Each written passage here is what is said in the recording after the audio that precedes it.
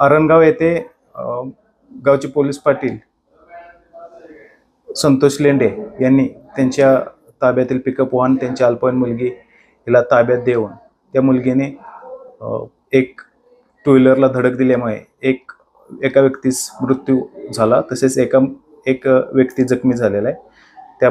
त्या अनुषंगाने शिक्रापूर पोलीस स्टेशनला सदोष मनुष्यवधाचा गुन्हा दाखल असून सदर गुन्ह्याचा तपास सुरू आहे।